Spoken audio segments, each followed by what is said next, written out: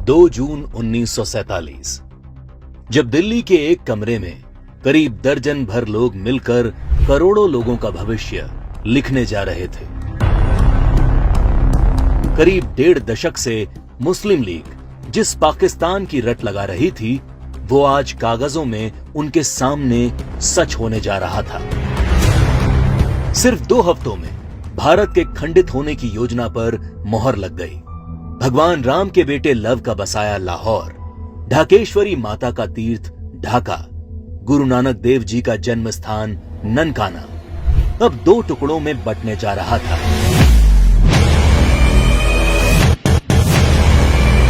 और अगर कोई इस विभाजन की योजना से अनभिज्ञ था तो वो थी भारत की मासूम और निर्दोष जनता, जिस पर यह विभाजन कहर बनकर टूटने वाला था। 1947 को अंग्रेजों द्वारा किया विभाजन देश का पहला विभाजन नहीं था। अंग्रेज इससे पहले 1905 में भी बंगाल का विभाजन कर चुके थे, लेकिन उस विभाजन का पहले बंगाल में और फिर पूरे देश में इतना मुखर विरोध हुआ कि अंग्रेजों को 1911 में अपना फैसला वापस लेना पड़ा था। विभाजन का जो काम अंग्रेज 1905 में नहीं कर पाए, वो 1947 में करने में कैसे सफल हो गए?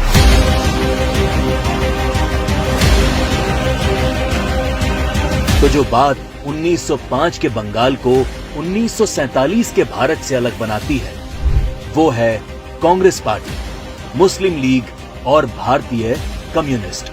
1905 में बंगाल विभाजन के विरोध के बीच ही 1906 में मुस्लिम लीग का जन्म संयुक्त बंगाल के ढाका में हुआ। बंग भंग आंदोलन के बाद जन्मी मुस्लिम लीग ने 1909 में मार्ले मिंटो सुधार के नाम पर पृथक निर्वाचन प्रणाली मांग से शुरू करके अगले 30 साल में अलग इस्लामिक राष्ट्र पाकिस्तान के नाम पर भारत को मजहब के नाम पर बांट कर रख दिया।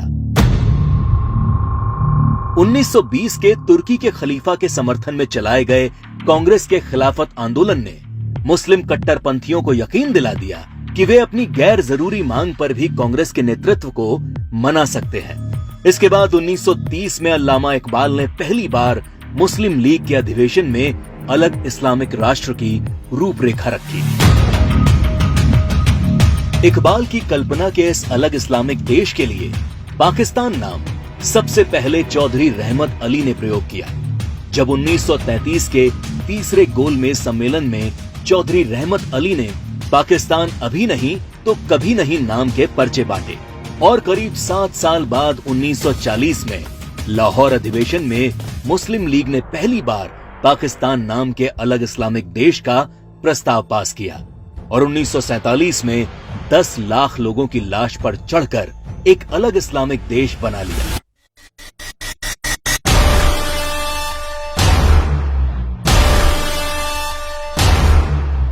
और जिस भारत ने 1905 में बंगाल का विभाजन नहीं होने दिया, वो भारत 1947 में भारत विभाजन नहीं रोक पाया, क्योंकि कांग्रेस के जिन नेताओं पर लीग के सामने खड़े होने की जिम्मेदारी थी, उन्होंने अंत समय में बिना भारत के लोगों को विश्वास में लिए विभाजन का प्रस्ताव स्वीकार कर लिया। देश तोड़ने के इस खेल में एक हिस्सा भारत के कम्युनिस्टों ने भी निभाया, जब कम्युनिस्ट नेताओं ने भारत को 14 राष्ट्रों का समूह बताते हुए भारत विभाजन को मुस्लिम राष्ट्र के आत्मनिर्णय का अधिकार बता दिया।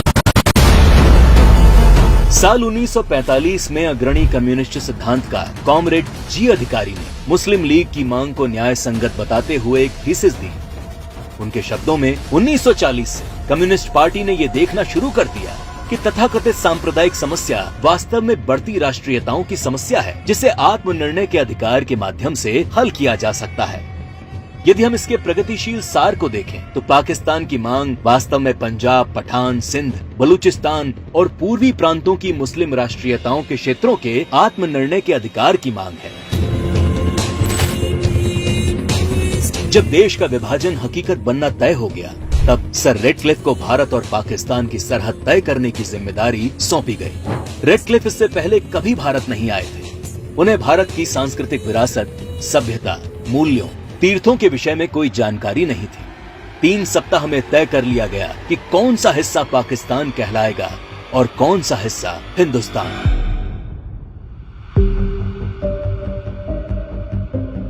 सदियों से एक जैसे इतिहास, भाषा, बोली, खान पान लिए रह रहे लोग, गांव और शहर रातों रात दो देश बन गए। करीब 1.5 करोड़ लोग रातों रात बेघर हो गए और करीब 10 लाख से अधिक लोग इस विभाजन के नाम पर काल के गाल में समा गए।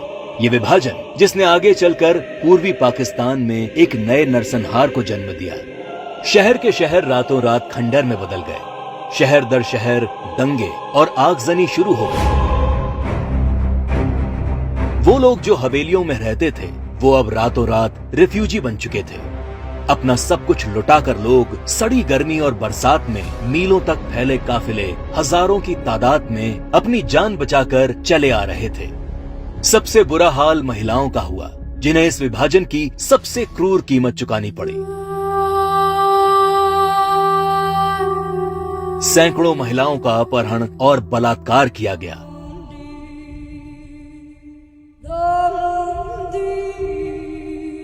– 1940 के दशक में भारत की ही भांति नरसंहार झेलने वाले यहूदियों की विभीषिका को आज पूरा संसार जानता है।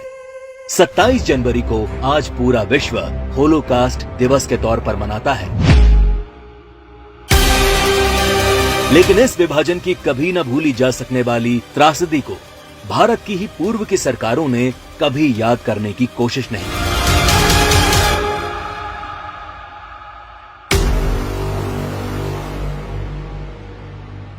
विभाजन विभीषिका दिवस। 14 अगस्त का दिन विभाजन विभीषिका का स्मरण करने का दिन है। 14 अगस्त का दिन अटल जी की इन पंक्तियों को दोहराने का दिन है। दिन दूर नहीं, खंडित भारत को पुनः अखंड बनाएंगे। गिलगित से गारो पर्वत तक आजादी पर्व मनाएंगे। उस स्वर्ण दिवस के लिए आज से कमर कसें, बलिदान करें।